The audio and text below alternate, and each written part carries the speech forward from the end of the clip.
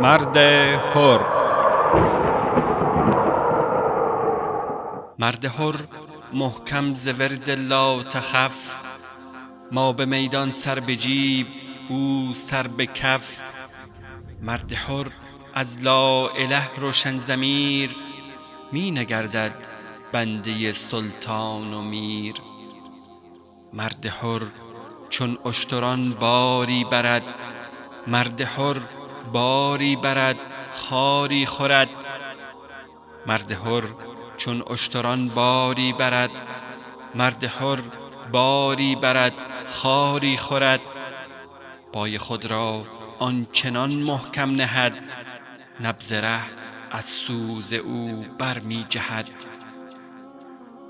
جان او پاینده تر گردد ز موت، بانگ تکبیرش برون از حرف و سود.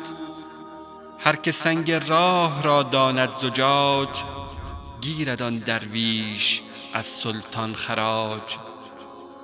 گرمی طبع تو از صهبای اوست، جوی تو پرورده دریای اوست.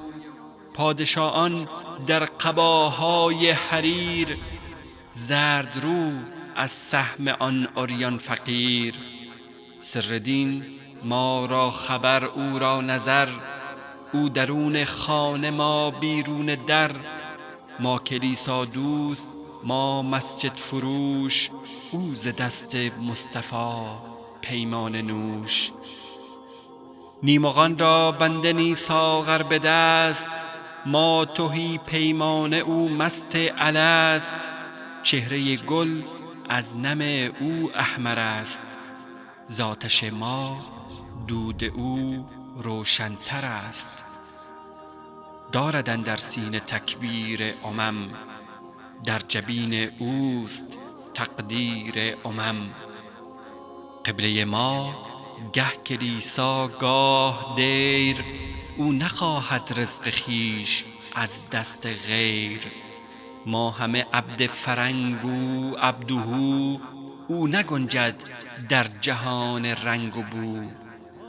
صبح و شام ما به فکر ساز و برگ، آخر ما چیست تلخی های مرگ. در جهان بی ثبات او را ثبات، مرگ او را از مقامات حیات. اهل دل از صحبت ما مضمحل، گل ز فیض صحبتش دارای دل. اهل دل از صحبت ما مضمحل، گل ز فیض صحبتش دارای دل. کار ما وابسته تخمین و ظن، او همه کردار و کم گوید سخن. کار ما وابسته تخمین و ظن، او همه کردار و کم گوید سخن. ما گدایان کوچه گرد و فاقه مست، ما گدایان کوچه گرد و فاقه مست. فقر او از لا اله تیغی به دست. ما پر کاهی اسیر گردباد، ضربش از کوه گران جویی گشاد. محرم او شو ز ما بیگانه شو، خانه ویران باش و صاحب خانه شو.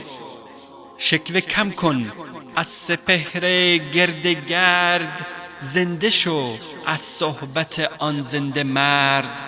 صحبت از علم کتابی خوشتر است، صحبت مردان حر آدمگر است. مرد حر دریای ژرف و بیکران، آب گیر از بحر و نی از ناودان.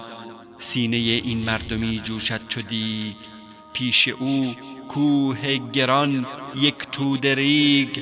روز صلح آن برگ و ساز انجمن، روز صلح آن برگ و ساز انجمن.